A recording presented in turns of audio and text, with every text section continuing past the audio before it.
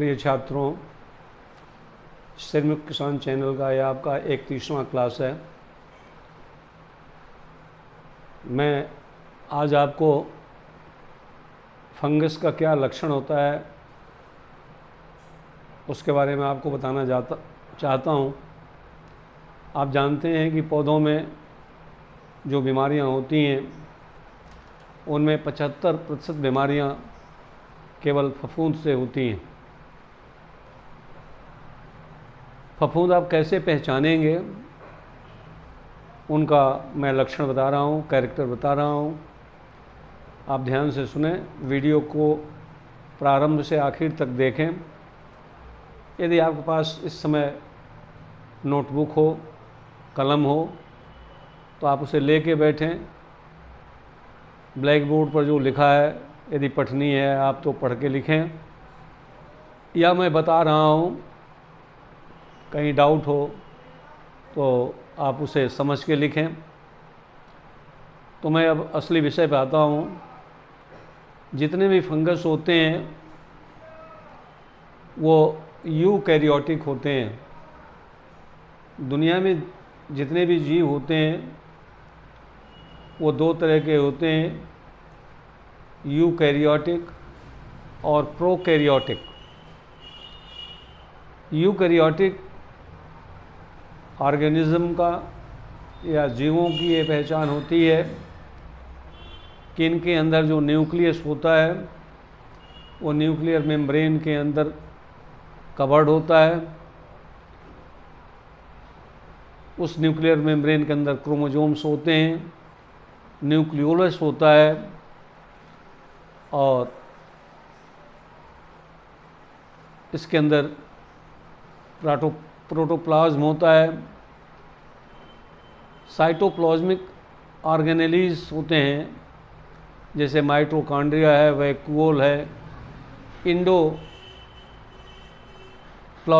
Reticulum होता है eukaryotic cells के अंदर।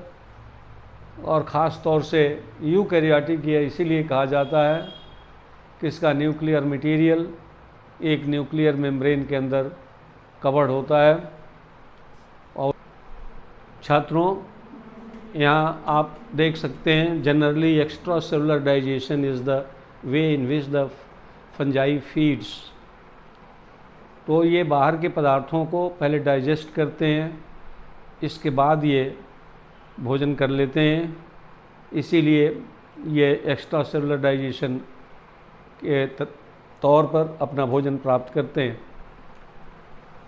अधिकांशतः फंगस जो होते हैं मोस्ट और फिलामेंटस, तंतुमय होते हैं, धागेदार होते हैं और इनका जो एक तंतु होता है वो माइक्रोस्कोपिक होता है,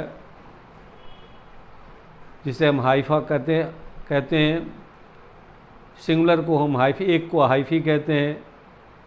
और इन हाइफी में सिरे से ये वृद्धि करता है, ब्रांचिंग होती है और इस तरह से हाइफी का एक नेटवर्क होता है जिसे हम माइसीलियम कहते हैं। कुछ ऐसे भी फंगस होते हैं जो यूनिसेलुलर होते हैं, एक कोशिकीय होते हैं, जैसे ईस्ट फंजाई।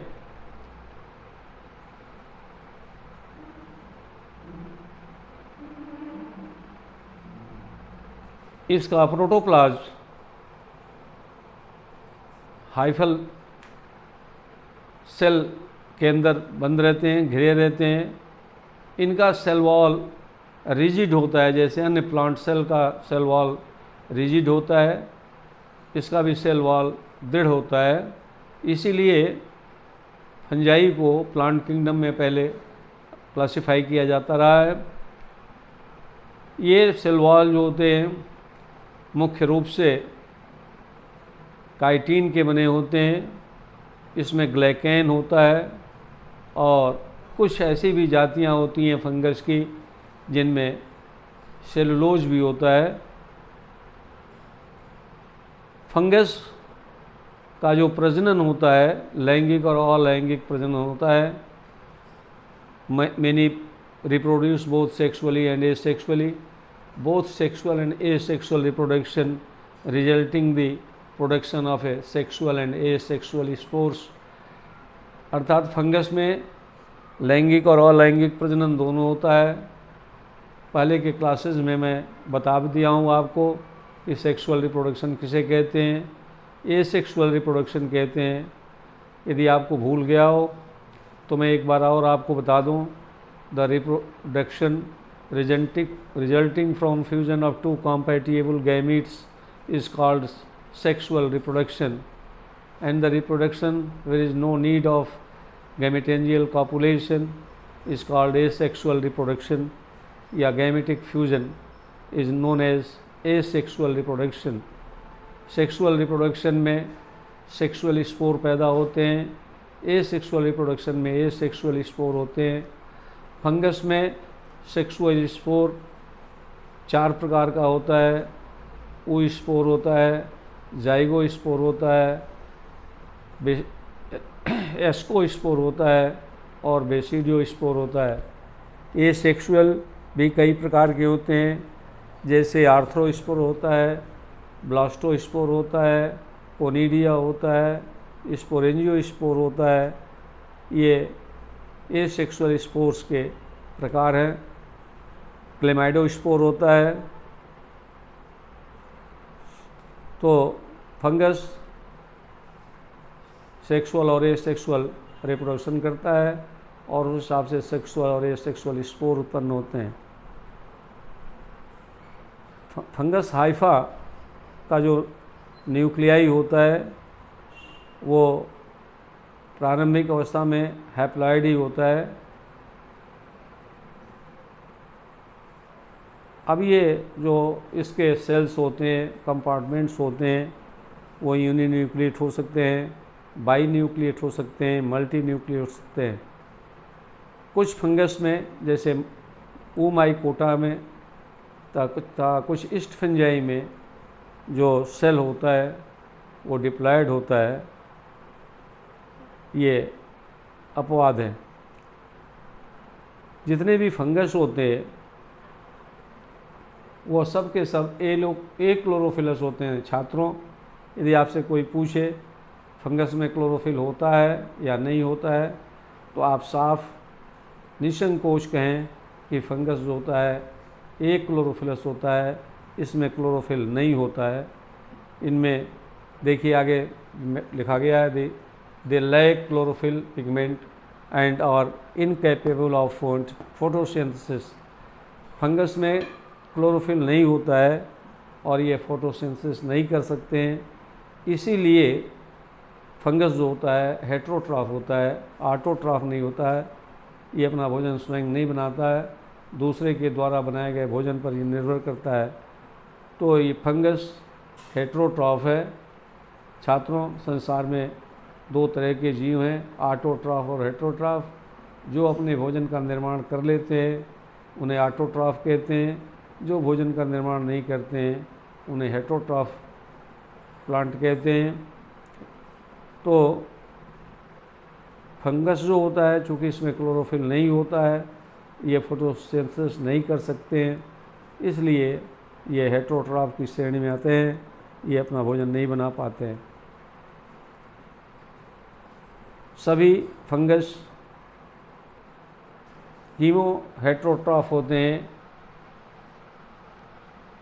कीमो हेट्रोट्रॉफ का मतलब ये होता है कि इनमें एंजाइम्स बहुत होते हैं और ये ऑर्गेनिक मैटर को डिज़ाल्व कर लेते हैं और तरह तरह के रसायन बनाते हैं जिनका एब्जॉर्प्शन करके ये जीवित रहते हैं।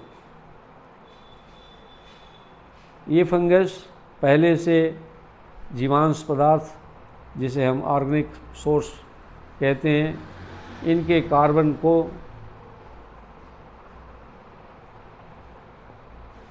एनर्जी के रूप में इस्तेमाल करते हैं और इनके द्वारा जो केमिकल रिएक्शन होता है उनसे तरह तरह के ऑर्गेनिक कंपाउंड्स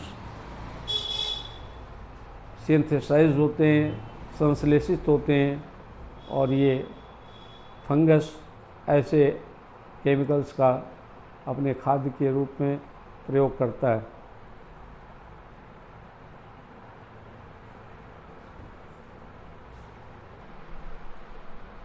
छात्रों, हर जीव अपने लिए कुछ भोज्य पदार्थ संरक्षित करके रखता है। फंजाई भी बहुत सारे भोज्य पदार्थ अपने अंदर सुरक्षित रखते हैं, जिसका प्रयोग वो स्ट्रेस कंडीशन में, जब भोज्य पदार्थ नहीं उपलब्ध होता है, उस समय यूज करते हैं। जैसे टरहेलोज, ये देखिए लिखा हुआ है, टरहेलोज, TREHALOS, टरहेलोज ग्लाइकोजन, शुगर, एल्कोहल और लिपिड्स के रूप में ये अपने अंदर भोजन स्टोर करते हैं और उचित समय आने पर इसका इस्तेमाल करते हैं।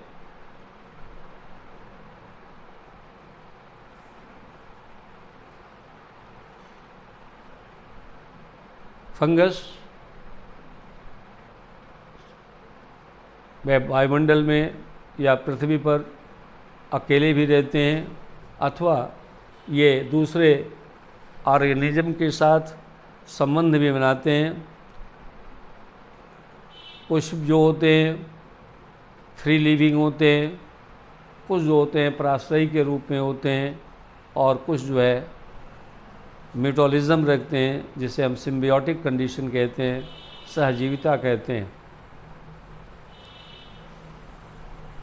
फंगस के लिए जो उगने के लिए तापक्रम होता है उपयुक्त, वो 20 से 30 डिग्री सेंटीग्रेड होता है। 30 डिग्री सेंटीग्रेड से तापक्रम बढ़ने पे अधिकांशतः कवक, फफूंद, फंजाई मरने लगते हैं, और 6 pH का जो भोज्य पदार्थ होता है, मीडियम होता है, उस पर फंगस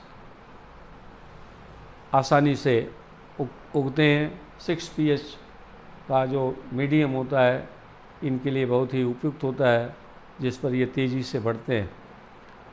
छात्रों, फंगस दो तरह के होते हैं, यूकार्पिक वर्सेस होलोकार्पिक थैलस। फंगस के पूरे शरीर को हम थैलस कहते हैं। थैलस वो पौधा होता है जिसमें अलग अलग कार्यों को करने के लिए अलग तरह तरह के ऊतक नहीं होते हैं, ऐसे पौधों को हम थैलस कहते हैं। और जितने जीव थैलस उत्पन्न करते हैं उनको एक समय था जबकि उन सबको एक साथ थैलोफाइटा में क्लासिफाई किया जाता था। तो फंगस जो होता है थैलस उत्पन्न करता है, और इनमें अलग अलग कार्यों को करने के लिए अलग अलग ऊतक नहीं दिखाई पड़ते हैं।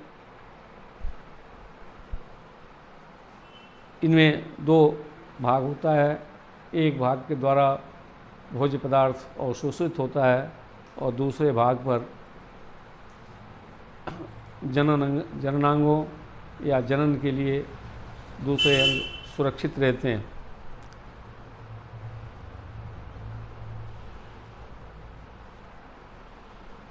ऐसे फंगस के शरीर जिसके कुछ हिस्से पर बीजाणु बनते हैं, रिप्रोडक्शन होता है, और शरीर का अधिकांशतः भाग पर कोई रिप्रोडक्टिव स्ट्रक्चर नहीं बनता है।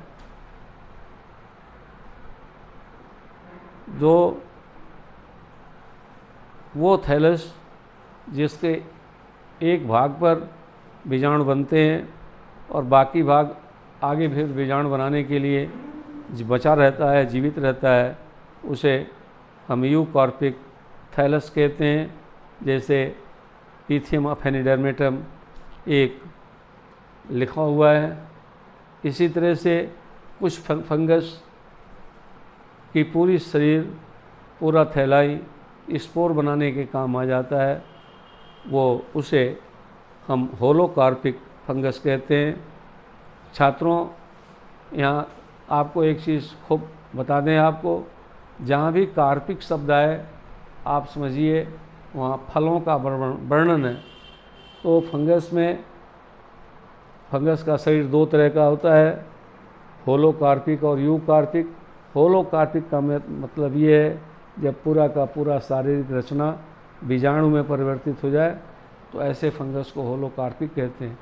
और ऐसे फंगस जिनका कुछ शरीर जीवित रहता है, नहीं कुछ भाग पर बीजाणु बनता है, बाकी भाग आगे भी बीजाणु बनाने के लिए बचे रहते हैं, ऐसे थैलस को हम यूकार्पिक थैलस कहते हैं। मैं उम्मीद करता हूँ कि आपको ये वीडियो समझ में आ गया होगा।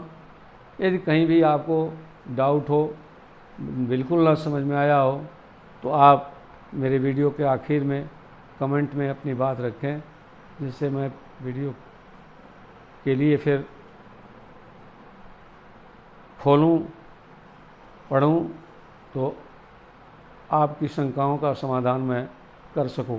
अतः कमेंट सेक्शन में आप ज़रूर पूछिए, हम बताने का प्रयास करते हैं। बहुत बहुत धन्यवाद।